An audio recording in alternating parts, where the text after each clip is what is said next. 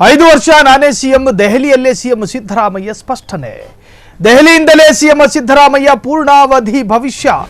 High command ಭೇಟಿಗೂ ಮೊದಲು CM Siddaramaiah ಕಡ್ಡಿ ಮುರಿದ ಹಾಗೆ ಸ್ಪಷ್ಟನೆಯನ್ನ ಕೊಟ್ಟಿದ್ದಾರೆ. 5 ವರ್ಷ ನಾನೇ ಸಿಎಂ ಆಗ್ತೀನಿ, ಸಿದ್ದರಾಮಯ್ಯ ಪೂರ್ಣಾವಧಿ ಭವಿಷ್ಯ. 5 ವರ್ಷನೂ ನಾನೇ ಸಿಎಂ ಆಗಿರ್ತೀನಿ. ಈಗಾಗಲೇ ಈ ಬಗ್ಗೆ ನಾನು ಹೇಳಿಯಾಗಿದೆ.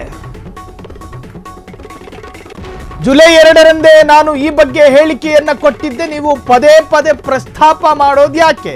ನಾನು ಆವತ್ತೂ ಹೇಳಿಕೆ ಕೊಟ್ಟ ದಿನ ಡಿ.ಕೆ. ಶಿವಕುಮಾರ್ ಕೂಡ ಇದ್ದರು, ಇವತ್ತು ಕೂಡ ನನ್ನ ಬಳಿಯೇ ಇದ್ದಾರೆ. ಡಿ.ಕೆ. ಶಿವಕುಮಾರ್ ಕೂಡ ಸಿಎಂ ಸ್ಥಾನದ ಆಕಾಂಕ್ಷಿ. ಡಿ.ಕೆ. ಶಿವಕುಮಾರ್ ಆಕಾಂಕ್ಷಿಯಾಗಿರುವುದರಲ್ಲಿ ಯಾವುದೇ ತಪ್ಪಿಲ್ಲ.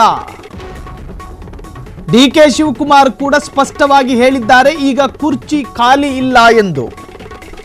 ಇಂಡಿಯಾ ಟುಡೇಗೆ ನೀಡಿದ ಸಂದರ್ಶನದಲ್ಲಿ CM Siddaramaiah very clear cut ಸ್ಪಷ್ಟನೆ ಕೊಟ್ಟಿದ್ದಾರೆ. ನಾನು ಆವಾಗಲೂ ಹೇಳಿದ್ದೆ ನಾನೇ ಮುಂದುವರಿತೀನಿ ಅಂತ ಹೇಳಿ. ಆಗಲೂ ಕೂಡ ಡಿ.ಕೆ.ಶಿ ನನ್ನ ಪಕ್ಕದಲ್ಲೇ ಇದ್ರು. ಡಿ.ಕೆ. ಶಿವಕುಮಾರ್ ಅವರು ಸಿಎಂ ಸ್ಥಾನದ ಆಕಾಂಕ್ಷಿ. ಅವರು ಆಕಾಂಕ್ಷಿ ಆಗಿರೋದ್ರಲ್ಲಿ ಯಾವ ತಪ್ಪು ಇಲ್ಲ. ಸೊ ಅವರು ಆಕಾಂಕ್ಷಿ ಆಗಿರೋದು ಅಪರಾಧವೂ ಅಲ್ಲ. ಆದರೆ ಈ ಗಳಿಗೆ ಈ ಕ್ಷಣ ಸಿಎಂ ಕುರ್ಚಿ ಖಾಲಿ ಇಲ್ಲ ಅನ್ನೋದೇ ಪ್ರಶ್ನೆ. ಸೊ ಡಿ.ಕೆ. ಶಿವಕುಮಾರ್ ಕೂಡ ಈ ಹಿಂದೆ ಅದನ್ನೇ ಹೇಳಿದ್ದು. ಆದರೆ ಪದೇ ಪದೇ ಮುನ್ನೆಲೆಗೆ ಬರ್ತಾ ಇರೋದು ಯಾಕೆ? ಈ ಪವರ್ ಶೇರಿಂಗ್ ಆಗಿರಲಿ, ಅಧಿಕಾರ ಹಂಚಿಕೆ ವಿಚಾರ.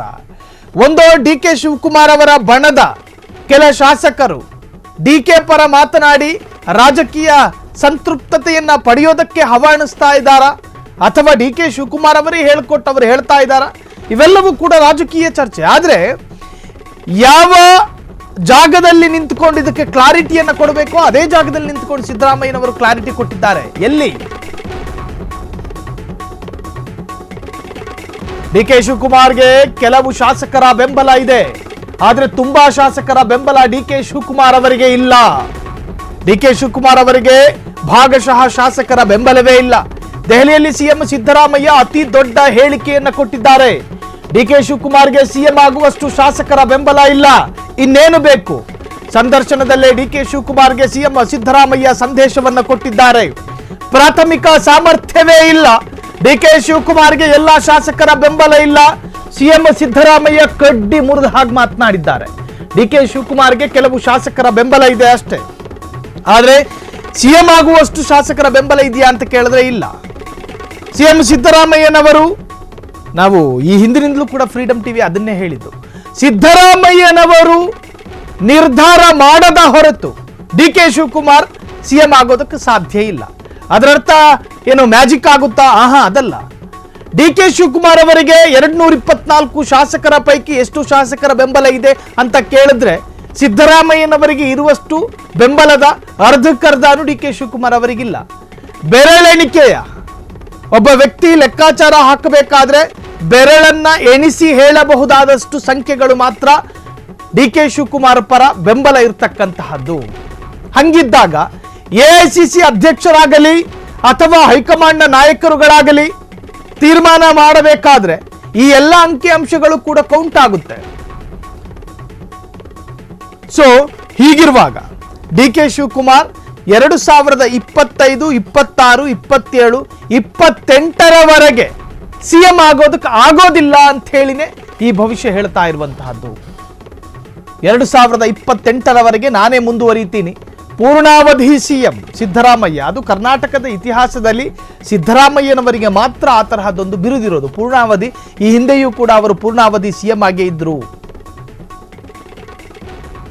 ಸೊ ಇವತ್ತು ಎಲ್ಲಿ ನಿಂತ್ಕೊಂಡು ಹೇಳಬೇಕು ಅಲ್ಲೇ ಹೇಳಿದ್ದಾರೆ. ದೆಹಲಿಯಲ್ಲಿ ಕಾಂಗ್ರೆಸ್ನ ಕೇಂದ್ರ ಕಚೇರಿಯ ರಾಜ್ಯದಲ್ಲಿ ನಿಂತುಕೊಂಡು ಹೇಳಿಕೆ ಕೊಟ್ಟಿರ್ತಕ್ಕಂತಹದ್ದು, ಸಿಎಂ ಕುರ್ಚಿ ಖಾಲಿ ಇಲ್ಲ. ಡಿ.ಕೆ. ಶಿವಕುಮಾರ್ ಆಕಾಂಕ್ಷಿ ಆಗಿರಬಹುದು, ಅದು ತಪ್ಪಲ್ಲ, ಅಪರಾಧ ಅಲ್ಲ. ಆದ್ರೆ ಈಗ ಸಿಎಂ ಕುರ್ಚಿ ಖಾಲಿ ಇಲ್ವಲ್ಲ. ಡಿ.ಕೆ. ಶಿವಕುಮಾರ್ ಅವರಿಗೆ ಸಾಕಷ್ಟು ಶಾಸಕರ ಬೆಂಬಲ ಇಲ್ಲ. ಅದು ಸಿದ್ದರಾಮಯ್ಯರಿಗೆ ಮಾತ್ರ ಗೊತ್ತಾಗಿರೋದಲ್ಲ, ಹೈಕಮಾಂಡ್ ನಾಯಕರು ಆಗಾಗ ಬಂದು ಹೋದಾಗಲೂ ಕೂಡ ಗೊತ್ತಾಗಿದೆ.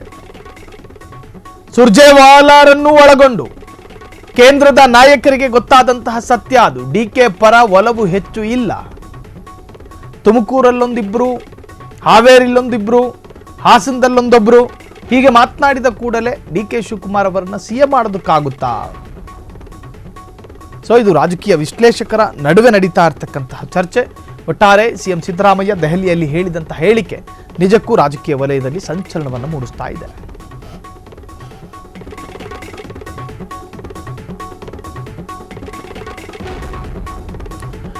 ಡಿ ಕೆ ಶಿವಕುಮಾರ್ಗೆ ಹಲವು ಶಾಸಕರ ಬೆಂಬಲ ಇಲ್ಲ. ಇದು ಡಿ ಕೆ ಶಿವಕುಮಾರ್ ಬಗ್ಗೆ ಸಿದ್ದರಾಮಯ್ಯ ಕೊಟ್ಟ ಮೊದಲ ಅತಿ ದೊಡ್ಡ ಪೊಲಿಟಿಕಲ್ ಬ್ರೇಕ್ ಅಥವಾ ಬ್ರೇಕಿಂಗ್. ಸಿಎಂ ಸಿದ್ದರಾಮಯ್ಯ ಹೇಳಿಕೆಯಿಂದ ಡಿಕೆಶಿಗೆ ನೇರ ಹಿನ್ನಡೆ. ದೆಹಲಿಯಲ್ಲೇ ಕೂತು ಸಂದೇಶ ರವಾನಿಸಿದ ಸಿಎಂ ಸಿದ್ದರಾಮಯ್ಯ. ಸುರ್ಜೇವಾಲಾ ಕರೆಸಿಕೊಂಡು ಒತ್ತಡ ಹೇರಲು ಮುಂದಾಗಿದ್ದ ಡಿಕೆಶಿಗೆ ಭಾರೀ ಮುಖಭಂಗ. ಬಂದವರಿಗೂ ಮುಖಭಂಗ, ಕರೆಸಿದವರಿಗೂ ಮುಖಭಂಗ. ಕಾಂಗ್ರೆಸ್ ಹೈಕಮಾಂಡ್ ಭೇಟಿಗೂ ಮೊದಲು ಡಿಕೆ ಶಿವಕುಮಾರ್ಗೆ ಹಲವು ಶಾಸಕರ ಬೆಂಬಲ ಇಲ್ಲ. ಅದ್ಯಾರೋ ರಾಮನಗರದ, ಅವ್ರ ಹೆಸರು ಬರ್ತಾ ಇಲ್ಲ ಬಾಯಲ್ಲಿ, ಅದ್ಯಾರೋ ರಾಮನಗರದ ಶಾಸಕ, ಹೆಸರು ಅರ್ಥ ಆಗ್ತಾ ಇಲ್ಲ ಮನುಷ್ಯನದ್ದು. ಅವರು ಡಿ ಕೆ ಶಿವಕುಮಾರ್ ಪರ ಒಲವನ್ನ ತೋರ್ಪಡಿಸಿ ಅದನ್ನೇ ವೈಭವೀಕರಿಸುವ ಪ್ರಯತ್ನಕ್ಕಿಳಿದಿದ್ರು. ಮೊದಲನೇ ಬಾರಿ ಶಾಸಕರಾಗಿದ್ದೀನಿ, ಸೊ ಒಂದಿಬ್ಬರು ಶಾಸಕರು ಡಿ ಕೆ ಶಿವಕುಮಾರ್ ಪರ ಏನು ಒಲವನ್ನ ತೋರಿದ್ರು. ಅದಾದ ನಂತರ ಸ್ವತಃ ಕೆಪಿಸಿಸಿ ಅಧ್ಯಕ್ಷರಿಗೆ ಗೊತ್ತಾಯಿತು ಇದರಿಂದಲೂ ಕೂಡ ಯಾವ ವರ್ಕೌಟ್ ಆಗೋದಿಲ್ಲ ಅಂತ ಹೇಳಿ ಶೋಕಾಸ್ ನೋಟಿಸ್ ಇಶ್ಯೂ ಮಾಡಿದ್ರು. ಸೊ ಅದಾದ ನಂತರದ ರಾಜಕೀಯ ಪ್ರಹಸನಗಳು ನಿಜಕ್ಕೂ ರಾಜಕೀಯ ವಲಯದಲ್ಲಿ ಅಲ್ಲೋಲ ಕಲ್ಲೋಲ ಸೃಷ್ಟಿ ಮಾಡಿದೆ.